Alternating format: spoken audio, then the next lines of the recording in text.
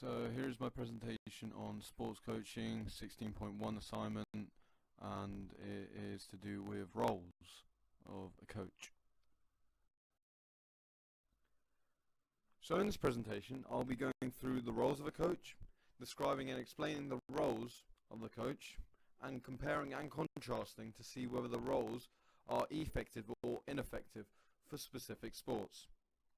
Now, our first role is obviously a friend. So a coach playing the role of a friend towards their players can be effective when it comes to building or rebuilding confidence levels. During a sport like netball, players may make some sort of error which will lead to a change in the final result. This so-called error that a player makes may destroy the confidence of the player, which could give them that feeling of wanting to be immunized from the rest of the team. This is where the coach must come forward and prevent that player or performer from thinking that way by being a friend towards them. Now, a friend is described as someone who is caring, someone who is thoughtful, someone who you are comfortable around, and most importantly, someone who is there to provide you with advice during difficult situations. For example, a footballer may make an error which causes their team to lose the game. Instead of moaning and getting frustrated towards the player, the coach can advise the player on how to rebuild their confidence. The coach could also use professional players and performers as an example of when they make a mistake and show them how to bounce back up. Another alternative is to play that player more often until the player is 100% confident on the ball. The approach to regain an 800 meters runner's confidence is to have one-to-one sessions until the runner starts to feel confident enough to perform in front of a crowd again. The runner and the coach should also communicate often outside of training to make sure everything's okay. The coach should sign the runner up for minor events where there's a high chance of the runner winning. Because running is an individual sport, the only person the runner can get help from is the coach, whereas in football, the player can get help from teammates and the coach. A problem with the role of being a friend is that the player or performer will lose respect for you, which will cause all sorts of problems like lack of training, not listening to instructions, and it could cause many arguments.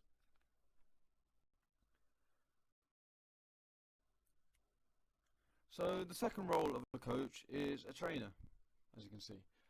And for this one I have included a temporary scenario, so I can relate back to it during the explanation. So the scenario, it says, the under-16 boys annual football tournament is 1 month away, and the coach has chosen the 15 players he is taking with him next month. Okay, so an obvious role of a coach is to fulfill the role of a trainer. This is an obvious role because people turn up to training sessions to improve their skills within a specific sport, and in this case, a trainer would be the most ideal role of a coach. Pep Guardiola is a prime example of an excellent coach due to seeing his past successes with various teams, and it shows that he can make a difference. However, in contrast, David Moyes is a bad coach, as he has shown us what he can do, and he's proved to us he has an inability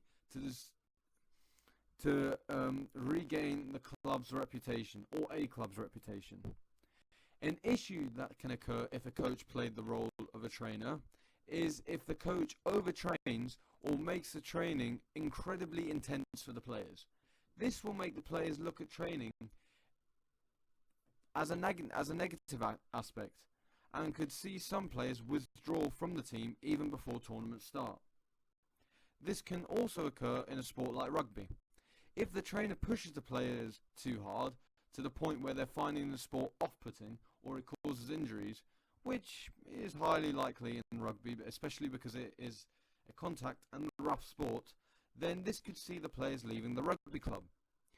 At times, trainers do need to add in progressions to training sessions as things get easier, but progressions that can make the team incapable of training cannot be added straight away. Training an athlete who partakes in individual sports would be easier due to the coach only needing to focus on one person. Coaching a group of players may be a bit tricky, as every individual player has their own weakness within the specific sport. An individual sport like boxing will be a lot easier to train than a cricket team, as the trainer only has to focus on one individual to identify their weaknesses and make them improve as the training sessions go on.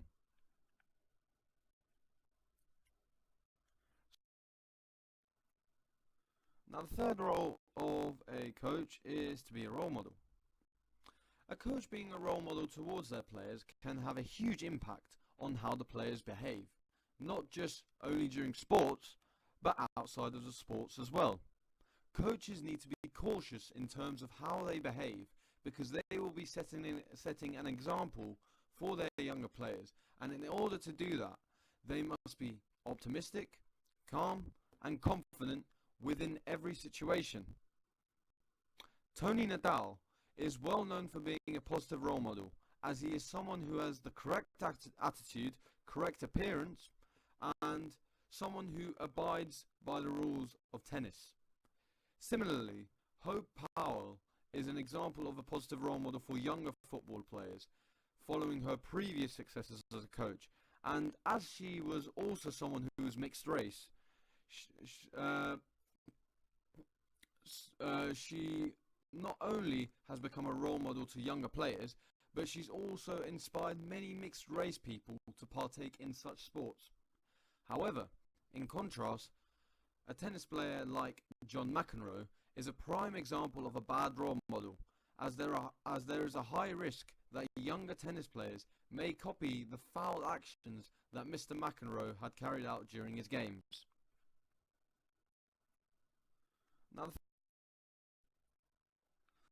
Now the fourth and final role of a coach is to be a motivator. A motivator is someone who brings in enthusiasm within another person, and this will most certainly give the person the desire and the determination to complete that certain task. And that is why this role is described as someone who is consistent, enthusiastic, and firm. Now, what I mean by firm is someone who is quite strict, but not too strict, to the point where the sport becomes off-putting for the players or athletes. However, a bad motivator is someone who gives the players negative encouragement. They make the players fear during training or sporting events, and will create a sense of displeasure for the players towards that specific sport. This role has some similarities with the role model role, because if younger players within a sport like hockey were to learn from motivators, then the players can motivate each other, which will increase the team chemistry and make the team play more effectively. For individual sports, only the motivator can motivate you, meaning there is less support given during individual sports, but more support during team sports, as you have the motivator as well as your peers. In wrestling, if a wrestler was to be motivated badly during training sessions, when it would come to a real event, the wrestler would most certainly perform badly due to not having the correct amount and type of motivation for him or her to work at. However, if a swimmer was to be motivated in the correct way, they would perform at their best due to being given enough motivation to work hard and to perform at their maximum.